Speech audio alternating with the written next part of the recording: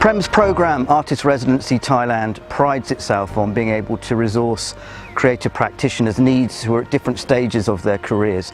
This year we take a different approach and look at the art of thinking by ways of bringing in the philosopher, writer and broadcaster Nigel Warburton. I've been Artist Residency at Prem and I've been lucky enough to work with both younger and older children. The younger ones I was working on critical thinking, looking at the structures of arguments, getting them to reason for themselves, give evidence for conclusions and counter arguments as well, so using their imaginations to come up with arguments against their own positions partly.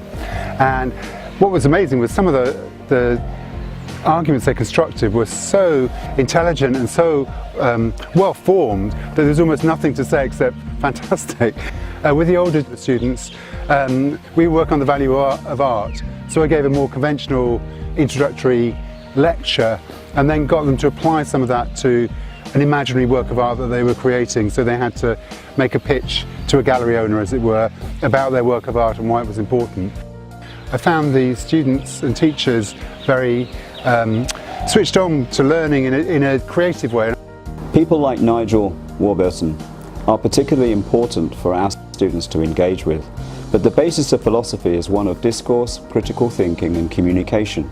It's about how you influence other people with your thinking and how they in turn influence you in your emerging learning. I thought the Nigel Warburton residency was fantastic because we get to meet a philosopher. Nigel Warburton came and taught us about arguments. You have to give reasons and counter arguments.